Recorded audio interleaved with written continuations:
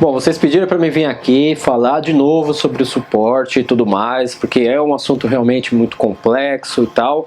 Então, nesse vídeo vou falar de novo sobre o suporte. Mas antes disso, ó, já aproveita, se inscreve aqui no canal, compartilha o vídeo. Ativa o sininho para ser lembrado dos próximos vídeos. E já que vocês pediram, nós vamos falar sim de suporte nesse vídeo outra vez.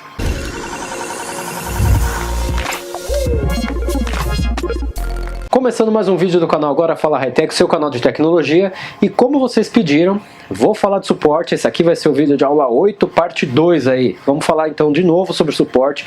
Vocês pediram bastante para falar sobre as minhas configurações e tudo mais, como que eu faço as configurações para o suporte não ficar muito preso, para ser mais fácil de tirar da peça. Vamos fazer o seguinte, eu vou mostrar para vocês as minhas configurações e vou bater um papinho falando aí como que eu utilizo essas configurações, por que eu utilizo essas configurações e explicar uma outra coisa, que tem um outro detalhe, tá? Ao longo desses anos eu fiz vários testes com várias marcas de filamentos diferentes.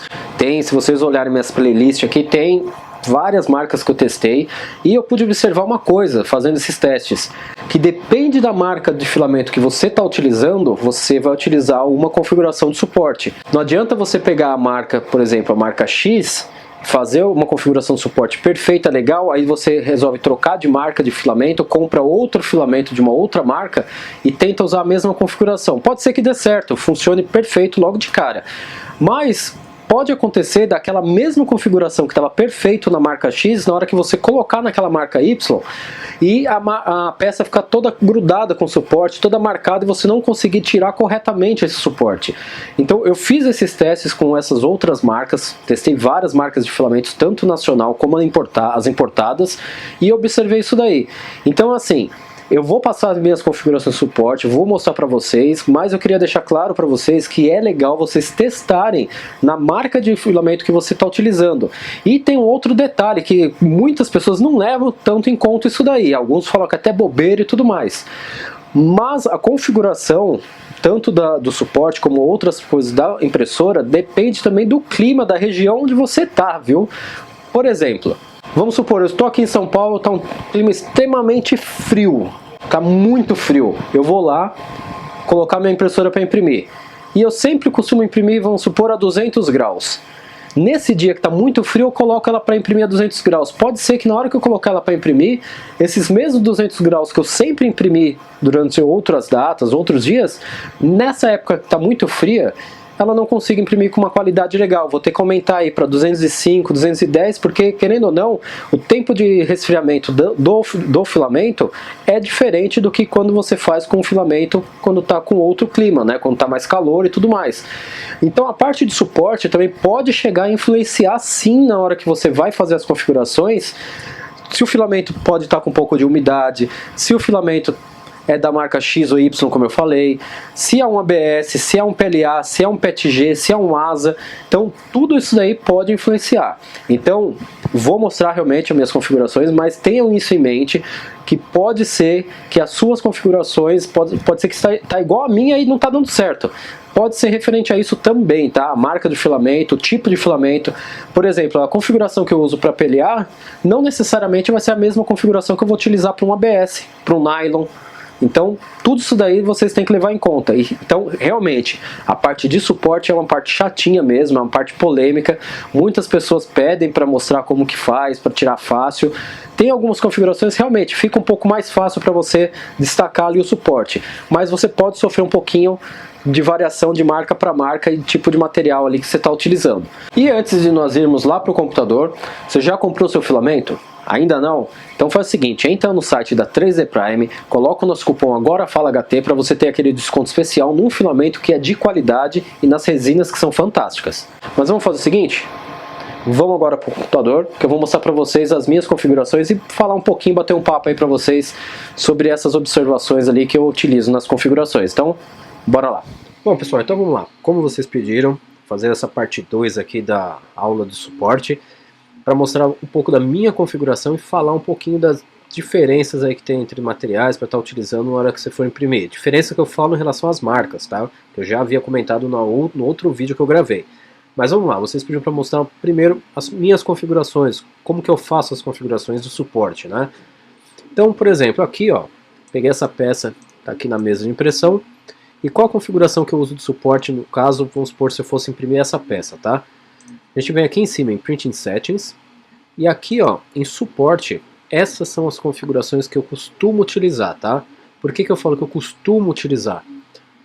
Dependendo da peça que eu vou imprimir, eu vou mudar essas configurações. Então mesmo que vocês peçam, me passa a configuração que você utiliza para o suporte, eu posso passar, essa é a configuração que eu utilizo. Mas dependendo do que eu for imprimir, eu vou mudar essas configurações. Então tem sempre que estar analisando o que você vai imprimir e ver a necessidade de certas configurações que você vai fazer na parte de suporte. Lembrando que esses vídeos que eu estou gravando é um vídeo básico, tá? Só de introdução para quem está começando nessa área utilizando o fatiador para os slicer, né? Mas está aqui, ó. Então, ó, aqui nessas opções, o que eu tenho marcado? Ó? Gerar suporte, né? Então ele está marcado para ele gerar o suporte. Se ele tivesse desmarcado, as opções iam estar tudo não tendo como selecionar, né? Então, ó, ele marcando essa opção, ele ativa elas. Aí nós temos aqui, ó, ângulo de suporte, a layer aqui embaixo está zero, o ângulo ele tá, de overhang ele está desabilitado, né? Se eu pedir para ele auto gerar suporte automaticamente, aí eu habilito a partir de um ângulo X que eu quero que ele comece a gerar suporte. Então aqui ó, ele está desabilitado.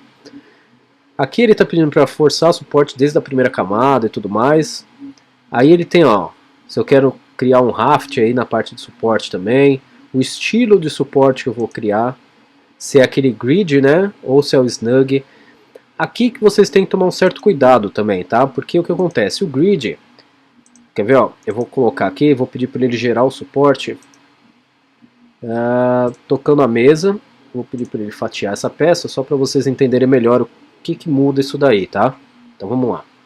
Então aqui, ó, eu tenho essa peça, foi gerado suporte nela, tá? Vou virar um pouquinho para vocês, ó. Então foi gerado suporte nessa peça, e o que acontece, tá? Na hora que ele gerou esse suporte, a opção que eu deixei marcado foi essa grid, né? Então o que ele faz, ó? Vou tentar dar um zoom aqui, vamos ver se fica melhor para vocês verem, né? Então, ó, foi gerado suporte, então o que ele faz? Ó, ele está fazendo isso daqui, ó. Vou tirar aqui, ó. Tá vendo essa parte aqui, um verde um pouco mais escuro? Essa é a parte que ele está criando, certo? Então, ó, observem como que ele está criando a parte de apoio do suporte, ó. Vocês viram? Agora eu vou alterar ele para esse snug. Alterei então ele para esse snug, né? E vou pedir novamente, ó, deixei nessa parte, vou pedir para ele fatiar de novo a peça. Vamos ver aqui que ele vai mudar? Então tá aqui, ó. Já fatiou a peça e agora está com a opção snug, ó. Se voltar aqui, ó, opção snug. Então o que acontece aqui, ó? Vamos baixar aqui, ó. Olha o que ele faz na hora que ele vai criar. Tá vendo que ele modificou a forma que ele está criando ali, esse verde mais escuro, a base onde que vai vir a peça, né? Ele fica diferente, né, a forma como que ele cria. Porém, o que acontece? Não é porque está nessa opção snug que vai ser mais fácil de você retirar o suporte, tá? Porque é uma opção que algumas partes não aparece, ela fica interna. Por exemplo, se você for imprimir um rosto ou alguma outra peça assim semelhante que tem alguns detalhes. Quer ver? Deixa eu ver se em outra parte dessa peça ele aparece, né? Ó, aqui nesse caso, ó, até que ficaria um pouco mais fácil tirar essa peça. Tirar essa peça não, tirar o suporte, né? Ó. Tá vendo? Ó, no rosto aqui, ó, ficou mais fácil. Porém, dependendo da peça que você for fazer, por exemplo, um busto, se tiver muitos detalhes e tudo mais, vai ter partes que o suporte vai ficar interno que você não vai conseguir remover. Vai ser muito mais difícil para você remover. Então não quer dizer que porque ele tem essa opção aqui de snug, que seria teoricamente mais fácil para você remover, ele vai estar removendo. Agora o que eu falo para vocês? Acessa essa opção, ó, clica aqui, ó. Ele vai abrir o link para explicar o que ele vai mudar exatamente nessa opção. Então vamos ver? Então aqui, ó, nesse caso, o que acontece? Ele está mostrando aqui na página da Prusa a diferença entre o tipo de suporte grid e esse snug, né? Então seria o convencional e esse daqui que seria, por exemplo, um mais confortável, digamos assim. Só que você tem que tomar um certo cuidado, porque que nem esse daqui, ó, ele vem por fora, tudo mostrando a parte do suporte onde você vai destacar. Esse daqui, ó, ele não aparece a parte externa, ele fica meio que interno, né? Então fica um pouquinho mais difícil dependendo do tipo de peça que você vai tirar o suporte. Então você sempre tem que analisar qual o tipo de suporte você vai utilizar dependendo da peça, tá? Então não adianta sempre eu falar, utilizo minha configuração, porque depende do que você vai imprimir. E tem aquele outro detalhe, né? Então vamos voltar agora para o fatiador. Então lá, agora já de volta aqui na tela do fatiador. Então vocês têm que sempre analisar o tipo de peça que você vai utilizar, tá? A peça que você vai fatiar. Então tem que ver se vale a pena você utilizar um grid, que seria o tradicional aí, né? O convencional, ou o snug, que eles chamam aí de, acho que ele editou que em português ele deve estar como confortável ou algo assim, né? Então, não adianta eu falar para vocês, utiliza essa minha configuração que sempre vai dar show aí, vai dar 100% de tranquilidade para vocês. Cada material que você utiliza, cada marca que você utiliza, vai variar aí a configuração do suporte, tá? Mesmo que você copie todas essas minhas configurações aqui, pode ser que você está utilizando uma marca X ou um material aí Y que não vai funcionar corretamente. Que nem para PLA eu uso uma configuração, para ABS eu uso outra, para ASA eu uso outra e por aí vai. Mas, por exemplo, vamos supor que você vai querer utilizar essas configurações e tudo mais. Muitas vezes você pode solucionar o seu problema para ficar mais fácil de retirar o suporte, não exatamente na área de suporte aqui do fatiador, tá? Você pode vir aqui e mexer na largura de extrusão. Então você vem aqui ó, em Advanced, né, aqui na esquerda, e aqui nós temos a largura de extrusão de várias partes, ó, da primeira camada, dos perímetros, do perímetro externo, do infill, do solid infill, ó lá, o top solid fill e inclusive do material de suporte. Então aqui uma dica que eu vou passar para vocês, tá? Muitas vezes, não vou falar que é 100% dos casos, tá? Mas muitas vezes você resolve a facilidade de você remover o seu suporte diminuindo a largura de extrusão do suporte, somente da parte de suporte, tá? Porque aí você coloca uma largura de extrusão menor, ou seja, ele vai criar o suporte com uma largura de extrusão menor, ele vai acabar ficando um pouco mais frágil, lógico, porém, na hora que você for remover ele, acaba ficando mais fácil. Mas, lembra que eu sempre comento nas aulas que uma coisa é ligada na outra. Vamos supor essa daqui. Você vai lá e cria um suporte pegando aqui debaixo da mesa até aqui o queixo dele, por exemplo. Isso é só um exemplo, tá? E você faz essa largura de extrusão muito, muito mais baixa, tá? Muito menor. E acontece de no meio da impressão, de repente, ela quebra esse suporte porque a largura de extrusão dele está muito baixa. Você perdeu o suporte, pronto, já era aquela parte ali onde que ele vai ter o apoio para fazer a impressão. Então tem que tomar um certo cuidado em baixar aqui essa parte aqui de largura de extrusão. Eu estou utilizando nesse caso 0.35, lembrando que 0 é default, tá? Ele vai criar o padrão. E se você colocar 0.35 sem mais nada, assim como estão os outros aqui, é milímetro, tá? Mas voltando então à parte do suporte, material de suporte, então nós temos aqui, ó, essa é a configuração que eu estou utilizando. Aqui, ó, o estilo do suporte eu deixo esse convencional mesmo. A posição ali a distância de contato ali em relação ao top, né, do Z, eu deixo com 0,2 destacável. E tem outro 0,1 ou o solúvel, né? Mas como eu uso material solúvel, eu prefiro deixar no 0,2. Tem me atendido bem. No bottom, né, o contato lá embaixo do bottom, do Z também, ele coloca aqui a mesma do top, tá? Aí o tipo, eu estou utilizando rectilinear, tá? E o que muda isso daí? Vamos supor que eu coloque aqui, ó, vou deixar o rectilinear para vocês verem como é que tá. Então eu vou vir aqui, ó, deixa eu dar um zoom. Então tá aqui, ó. Tá vendo essa parte azul escura, né? Ó, agora eu vou mudar aqui, ó. Tá vendo essas linhas que ele tá criando aqui, ó, do suporte?